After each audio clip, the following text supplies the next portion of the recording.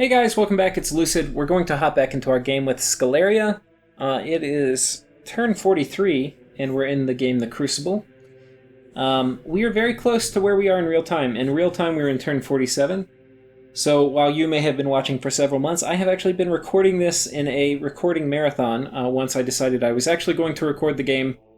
I had been kind of hesitant since it's another undead nation, and I've kind of played a lot of those, or put them up onto YouTube. I do like them in particular, so I tend to play the different ones a lot. But anyway, I decided I was also going to do this one. And yeah, I've been trying to catch up. Normally I will start recording on probably like turn 20 or 30, but this one I waited until turn 45, which is a lot later than I normally do. So anyway, on to the game. We have a message from Agartha. Sure, I don't want to commit stupidly, but I'm open to attacking Marignon. I also haven't heard from Abyssia for a while. Marignon Sub seems pretty competent and really wants to form a coalition against you, so take care. I had basically asked Agartha if he wants to team up against Marignon or what he's looking at. Actually, we're going to take a quick break, and I'm going to go up here, and without really looking at this stuff, we're going to go... Where's Marignon's scales? Okay, this is Marignon. Is it? Yeah. Well, this is definitely his scales. So, he went full scales. He has order, production, growth, and luck. Does not have magic.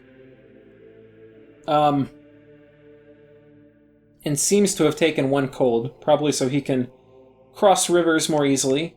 But I don't know if that... Yeah. Anyway. And he's quite big. He's probably... I'm pretty big now, but he's probably at least 40% bigger. And has probably just an unbelievably staggering economy. Yeah. His gold is definitely higher than mine, but his disposable income may not be. He has a lot more money tied up in troops, which cost him upkeep. But he's probably winning... I may be winning the research game, but we're probably like just neck and neck. And then Abyssia is probably doing okay. I think I'm probably... Ooh, I think I'm first in research. I think he's in second, and Abyssia is probably in third. That's kind of my guess. But he's so big. So big. If you get this big uncontested, and you get to basically just sit and focus on economy... You're probably going to win the game. So, while I look very scary, I have a lot of military power. I'm not the biggest, though I'm pretty big at this point. Yeah, maybe he's only like 30% bigger than me. So, the calculus everybody else is doing is they're trying to figure out who do we attack next. So Agartha's looking at like, hey, I could attack Sceleria, right, who is not the biggest, or I could attack Marignon, who is the biggest. Now, all things equal, he may rather attack me. Because, like, I may look the most threatening. Like, if he could nuke one player off of the continent, he may pick me, I don't know. But as Agartha, he's probably thinking, I can deal with undead hordes. I've got Earthquake, I've got other things. Like, this will not be that big of a problem. I can deal with them, but Marignon may be scarier to him. The other thing is, it's going to be way, way harder for him to take anything from me. I have no easy lands to raid. I can fight him in the oceans. And it's going to take him, even with his very good siegers, it's going to take him a night and a day to siege down any of my forts. And in that time, I can formulate the perfect reply for whatever army he's putting on top and try to kill him. The calculus for him is he probably needs to act. He's pretty big also. He's probably like 20% smaller than me. I think he comes down like right here. Maybe he's actually bigger than me. He might be tied. We're about probably the same size. But he has much worse scales. Like, he doesn't have bad scales, but he has Turmoil 3 and only Growth 1. And Growth... Oh no, he has Growth 3. Where the hell is that Turmoil 3 coming from? I don't know. Were those mans or something left over? What the hell is this?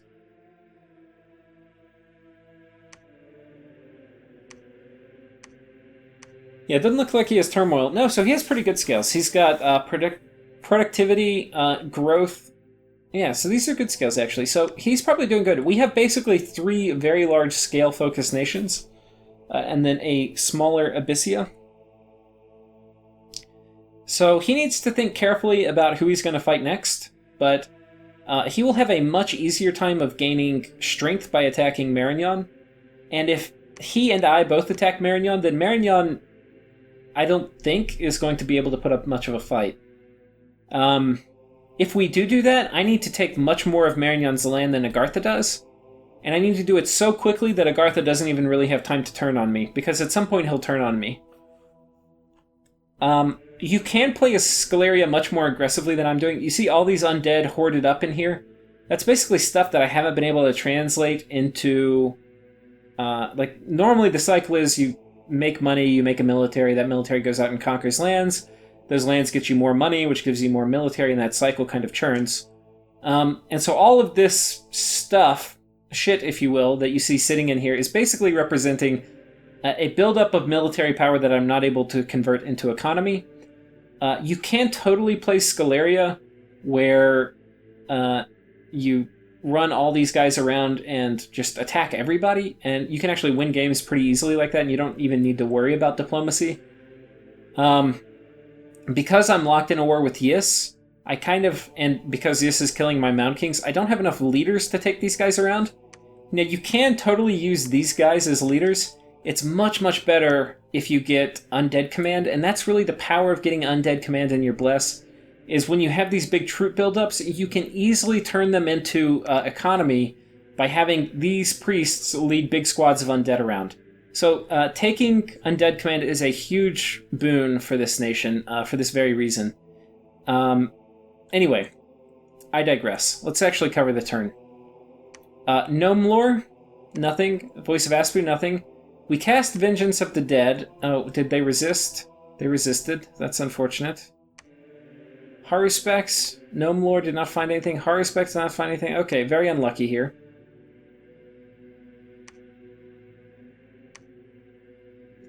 Okay, Yis successfully raids me. We successfully raid Yis. Let's see where that is. That's this province.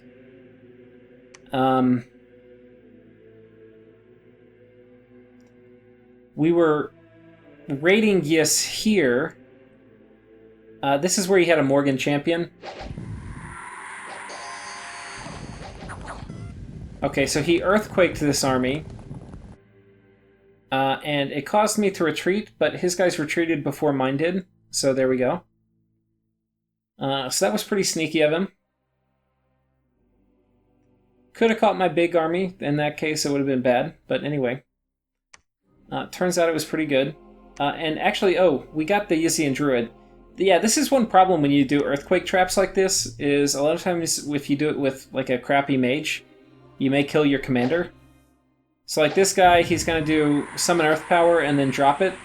This will fatigue him out most likely. And then he's very low protection and low defense, so he's probably going to get hit. Yeah, he kills himself, which is always kind of comical. So if you look at this, was it worth it? No. He lost an Earth Boots, he lost 4 gems for Earthquake. He lost this Commander, which is not super cheap. And then, yeah, I didn't really lose anything of value. I mean, I lost 1 Cultist, so 45 gold. And I got the province, which is kind of gravy on top. Okay, we're going to watch this real quick. We caught one of their champions. So we predicted them moving into this wasteland. And he is going to run in. Now, if I were clever here, because this army I was like specifically kind of assembling to catch one of these guys, I might have been able to set up an apostasy communion, put these guys at the front, and steal them. That would have been really cool, because I don't really have great air access, and especially with Fog Warriors coming online soon, that would be nice. But he dies. There's a battle in Satis. Let's see how this goes. I was bringing a big army here, and my goal with this army is to, if you recall from last episode, I'm going to try to soul slay this dude. So, okay, so he gets Howl out, which actually is pretty good. And Howl's particularly going to be troublesome because I don't have any bodyguards. Okay, it seems we killed the Howlcaster though, so that's nice. And you can see Soul Slay going off, but unfortunately it is not targeting the 700 HP dude that it could kill with one hit. It is targeting little 6 HP dudes, which is very annoying. Though we may have actually killed the guy who cast Howl with Soul Slay. I'm not sure, I wasn't watching. But this guy, you can see he put on an Amulet of Anti-Magic, which is a new development. And this makes him much less attractive to Soul Slay. But he should still be pretty damn attractive, because I will roll the odds. Let me keep casting Soul Slay against that 23 MR, and we'll see what happens.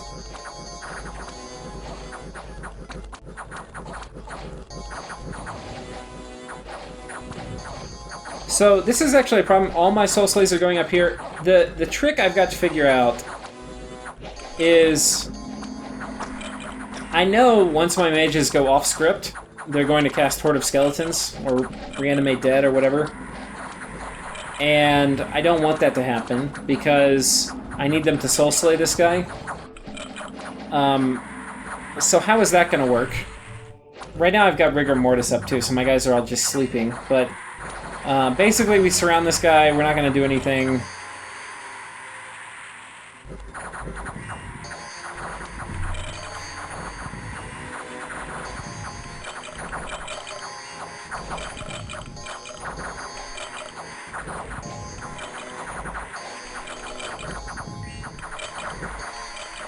And you can see we're doing very useful stuff in the back, like the occasional time we wake up we're casting Animate Dead. Not what we want. Not sure how we're going to fix this, we're going to have to think about it. But anyway, this battle does not go so well for me. We end up getting to a rout. I lose 2 Thaumaturgs, which is not too bad. I lose 2 Cultists, which is not too bad.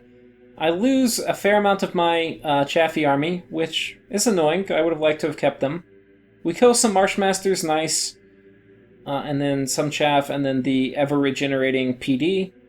So all in all, that was not really a good trade. I mean, I did get some stuff off the table, but really it was much worse for me.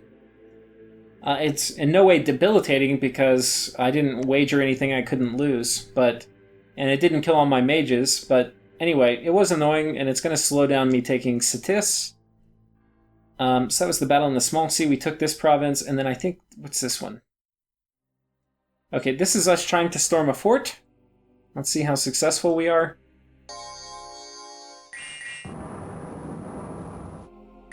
Okay, and they successfully clog up the gate. If I were smart, I probably would have been on hold and attack and put them in the back so their guys rush out. Because as it stands, we can't get a surround, and without a surround, we can never pop Clamor. And yeah, this is not going to end well for my guys. So, we successfully kill no one. Very nice. Where the hell was my... I thought I had a mage here. Where did he go? Was there a...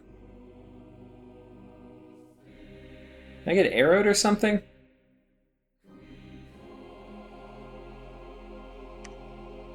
Oh yeah, they killed my Water Death Lord. Right, so that would have actually been a little bit better. I may have actually fatigued them out if I cast Rigor Mortis, but... Of course he did a Seeking Arrow, and one hit killed my mage, which was a 1 in 4 chance of actually hitting him. So, anyway, that's annoying. There's a bunch of undead on here. We're not going to be able to save them. These Mound Kings are going to do a retreat and run back and pick up more dudes. So, all in all, we're kind of stalling out a little bit. Fortunately, though, we've had some good developments here. We're going to move a big group on top of Yis's cap. His army, I think, is right here. He was probably expecting an attack. We're going to pillage... Oh, no, we're not. We're basically... I think he's probably going to move his army here and try to take this back. We're going to move a small army in case he doesn't. This army's going to move on top of his cap. We won't be able to storm it, but with Rigor Mortis, we can kill a small army should he try to defend. And this army here, we are going to basically split up and start raiding. And probably next turn we will do a huge amount of pillaging and punish him for his sneaky little rebellion against the worthy empire of Sceleria. Oh, we got a cool event. So this 15 defense, don't really care. This one is actually pretty cool. We got a Seer, a Shadow Seer, which is an ethereal, stealthy Astral 3 mage. Astral 3 is always nice. Yeah, right now I'm probably just going to use him to site search to top up my 2s to 3s. But later, he actually will be pretty useful if I'm fighting the Monument, because he's one of my few mages who is not, or who's only Astral, which means he will soul slave for forever. He will not switch to Horde of Skeletons. So anyway, he will definitely need to be in my next attack on Satis. What else? We're basically... So if you look at it too, we've got this big problem. We've got all of our wars happening over here, and we've got all of our undead down here. So we're going to be moving a bunch of these guys around.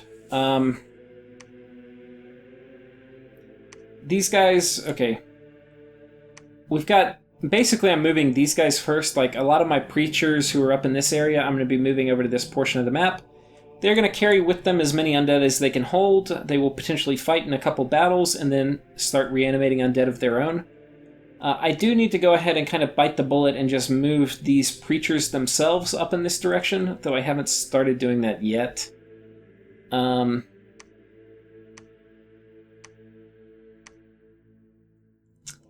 Yeah, we're also... So we've kind of... His armies have kind of misguessed where I'm going to go. And so we're going to kind of keep playing this game. We're raiding. I'm expecting this guy's definitely going to move out, so we're going to move a squad in to sit on top of this fort. And we're going to kind of start trying to threaten every province we can.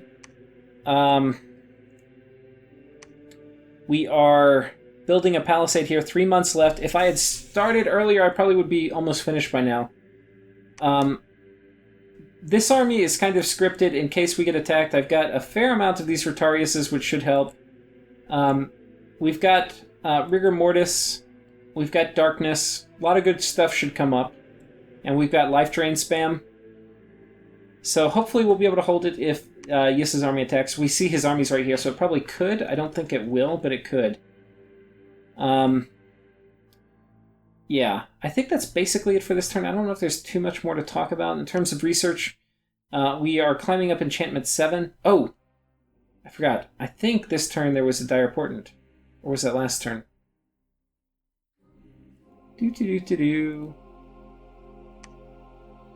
So Agartha has Earthblood Deepwell up. That's an important development. I think that happened a couple turns ago. And I basically asked around... So he and I have a nap, but I've basically asked around, hey, who wants to take it down? I can cast it. I have the research, I have the paths, and I can contribute gems. And I think if everybody, like if we got 3 people to put 20 pearls in, we could easily take it down. And keeping Earthblood Deepwell out of Agartha's hands is definitely a worthwhile investment.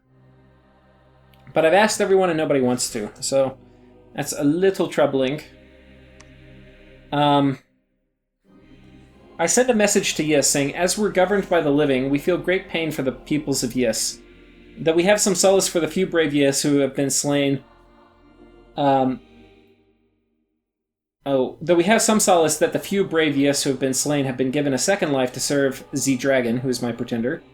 As we remain somewhat convinced that we will continue to lose in larger conflicts in the water, we are still happy to consider peace on our previous terms. Right, the previous terms, of course, were he stays in the freaking ocean. AKA, I do not give back any of the land I've taken from him. Though I'm not sure I've convinced him that this might be a good idea yet, because so far he's done a pretty damn good job repelling me, and he's probably just waiting for other people to join in and come to his aid. Like, if Marignon attacks me, he might actually get somewhat of an upper hand, though I don't know what he can possibly do until he has a much bigger economy to actually take land. The problem if you're too small and you're fighting in a war, even if you get somebody else to come help you, who's going to get the spoils of the war? Like, if he gets Marignon to help, if it actually turns around and he wins, especially against a heavily fortified opponent, he doesn't have the raw troops to break through any of my forts and take any lands. So actually getting another player to attack me is only going to help him lose the game more, because Marignon will defeat me, and then nobody will be able to stand up to Marignon. So he really should attack Abyssia. That's kind of the bottom line here. Or he should have attacked Satis. He could have... There's a bunch of things he could have done, but he was angry with me.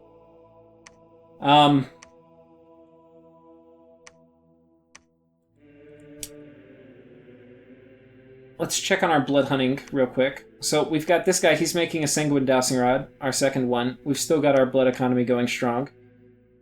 We're very close to getting our next person empowered. Hopefully next month we can do it. Let's go ahead. We're going to do another turn. We're going to do it real quick. It's turn 43. We're going to see if we can hop all the way, believe it or not, to turn 44. A message from Agartha asking if he wants to give me a smasher. He says, I'm happy to provide you with one. Also, if my Earthblood Deepwell, such a cool name, no, is dispelled, I'll assume it's you, and I'd say that constitutes breaking the nap. Which, it doesn't, by the way. Fighting over globals, generally, in every game I've played, now some people may be offended or bothered or whatever, but it almost never constitutes breaking a nap. Now, if you set it, I mean, a nap can be whatever you agree it to be, but if you sign a nap, don't expect people are going to honor your globals. And the reason is because naps are short-term strategic alliances to help kill people. You're not actually entering into an alliance to help the other player win. You're entering into an alliance so that you can both, like, have a safe border so you can focus your troops elsewhere, and anyway balance out the game state. Holy shit, there were a lot of dire portents. So we had one, this was... Okay, we're not even going to read them all. There were 3 this turn. So we had Stellar Focus come up, Mother Oak, and then Eternal Pyre. So I'm like the slow kid at school without any globals. Part of it, if I was smart, I probably could have gotten Mother Oak up, but I'm not. So anyway, I would have dispelled it, but nobody else wanted to do it, so I'm not going to do it alone. It's not worth me spending like 50 pearls when I really desperately need them for other things. And I told him so much. We talked offline in Steam, and I was like, hey, I was trying to dispel it, because I don't consider naps to protect globals.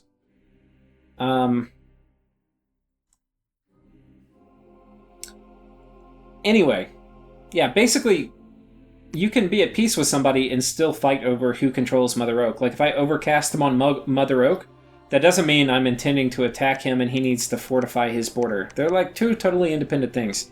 And in general, people are going to fight over global enchantment slots. Okay, Vengeance of the Dead. Still not being effective. That's unfortunate.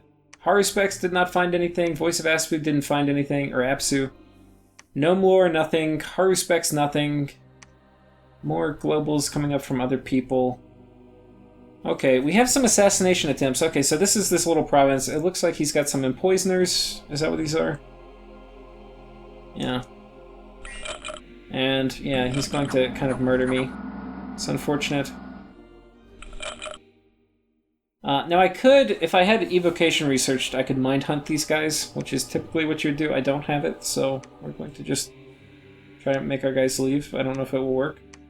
But yeah, we're going to give them a couple bodyguards and have them run. Basically, these guys are dead. 2 of these 3 are probably dead. Okay,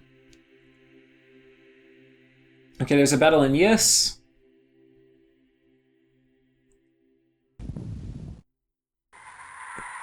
Okay, we're going to kill that. There's a battle here. Actually, we're just going to click through these. This is going to be a quick turn. Okay, so he kills these. It looks like he must have hit me with an arrow somewhere. You see a seeking arrow anywhere? I don't. But anyway, that's what it looks like happened, but I can't see any. Anyway, these guys are all dead. We catch a champion. Really dangerous. This has really not worked. She's gotten a few provinces she's held, but if you look at how much disruption she's caused with these champions versus how many of them have died, just is not worth it. I can just patrol too well. And there goes the net, and once the net is down, you can see her defense is totally destroyed. And, yeah, there she goes. No running with a net on you. They kill a Mount King here. We managed to kill some PD. We kill more PD. We kill more PD. And this was actually successful from her.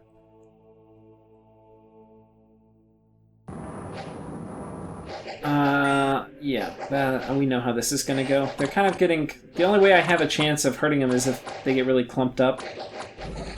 But yeah, they're going to die one at a time. There's an event in Yes. 7,700 people left their homes. That is a really bad event. Especially when you're basically losing a ton of your land and you're relying on your cap for a lot of income. This just puts a big dinger in your income. Got some air gems. And what else? We've killed some scouts as per usual.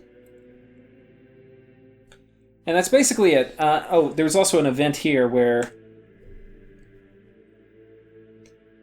Yes killed me, and then I assume, but I'm not sure, that these indies killed Yes. I don't get to see that event, unfortunately. But I will assume it. Even if she retreated, where would she retreat to? I've cut off all of her retreat routes. You can now see, while I was kicked out of the ocean, it did not last for long. We're going to be doing a few things. There's an army here of some size. I'm assuming this army is going to come try to defend the capital. So I'm going to try to pool all my guys here, and I've got a rigor mortis caster, and then a fair amount of undead, and I'm hoping if we have a battle here I can kill some of the Movark Knights, if not win. I'm also sending in one group to raid this fort behind them, if they do send this group out. And yeah, that's basically it. We're going to also be raiding here with some of my guys. One of these guys is going to pillage. I'm also leaving a guy behind here to pillage. And then these guys are going to pillage here. And yeah, we're going to continue sieging this one down, and I'm going to move in a lot of troops, so he has to worry about me taking it. I think, yeah, I'm also moving in a mage, so I can rigor mortis. Because I'm really getting him spread out. I don't think he has a big army here. I think his big army is basically deathballed up here towards the top. If we look at it, I think this is like, what, 60? No, how many is there? Where is this thing? Okay, 50. He's got another 10 or 15 somewhere around, but I'm not sure. Anyway, we're going to try to kill whatever comes out of here. I'm trying to think what else.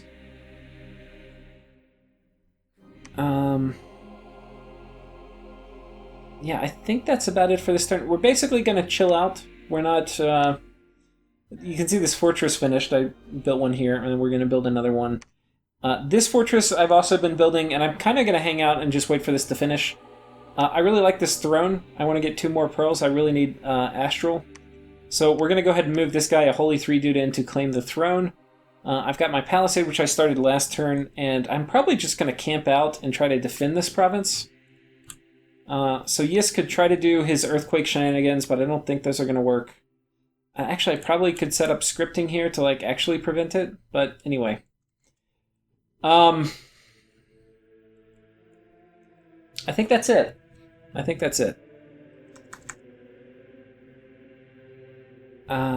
Yeah, so basically this is, I think, going to be a pretty good turning point in the war with Yis.